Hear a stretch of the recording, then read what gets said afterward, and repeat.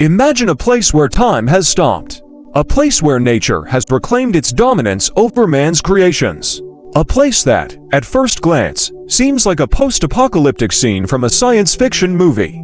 But this place is real. Welcome to Chernobyl. On April 26, 1986, the world witnessed the worst nuclear disaster in history. Reactor number 4 of the Chernobyl nuclear power plant, in what was then the Soviet Union, exploded, releasing a radioactive cloud that spread over much of Europe. But what many don't know is that, even after nearly 4 decades, Chernobyl remains a massive problem.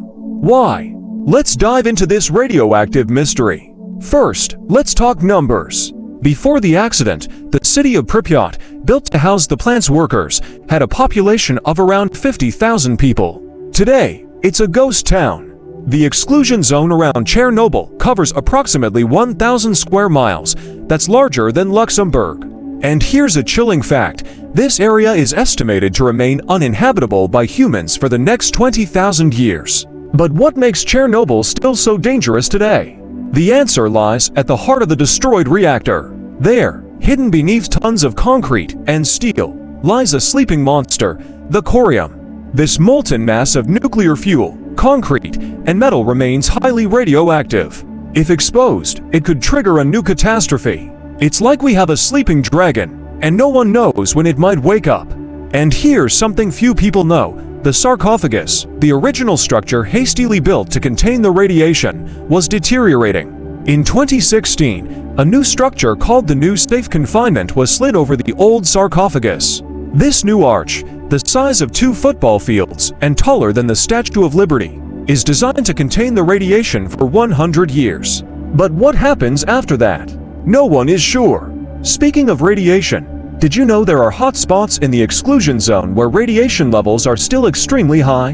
One of these places is known as the Red Forest. The pine trees in this area absorbed so much radiation that they died and turned a reddish color. Today, this forest is one of the most radioactive places on Earth. But not everything in Chernobyl is desolation. Paradoxically, the absence of humans has allowed wildlife to flourish. Wolves, bears, wild horses, and even a rare species of European bison now roam freely in the exclusion zone. It's as if nature is reclaiming what was once hers. But the question remains, are these animals truly healthy, or do they carry the invisible effects of radiation in their genes? Let's talk about the people. Although the exclusion zone is officially uninhabited, about 100 people, known as mostly or self-settlers, chose to return and live in their old homes. These elderly individuals mostly preferred the risk of radiation over the pain of exile. Their stories are a testament to the deep connection between people and their homeland.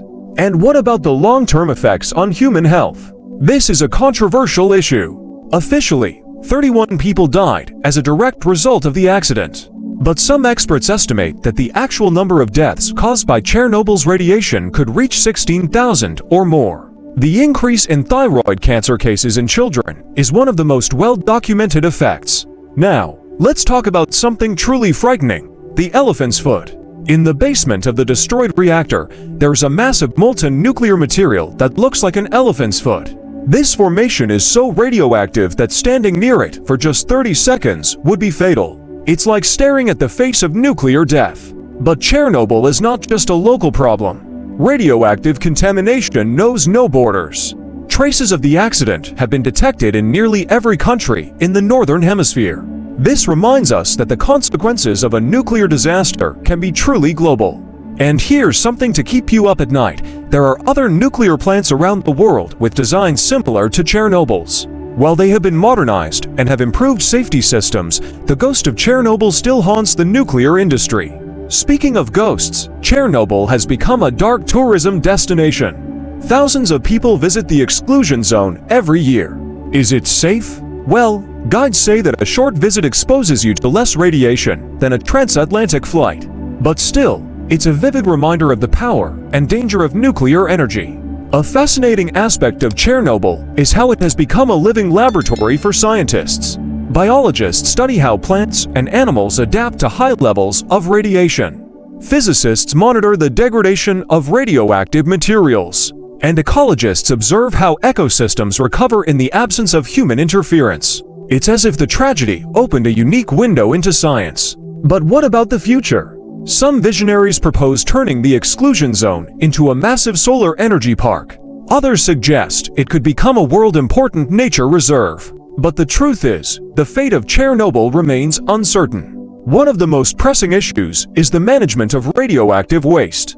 The spent nuclear fuel is still stored on site, and its safe removal and disposal are a monumental challenge. It's like trying to defuse a time bomb that will keep ticking for millennia. And what about the lessons learned? Chernobyl forever changed the way we view nuclear energy. It led to significant improvements in nuclear safety worldwide.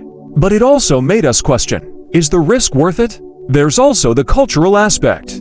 Chernobyl has entered the popular imagination in a unique way. Books, films, TV series, and even video games have explored the morbid fascination we have with this place.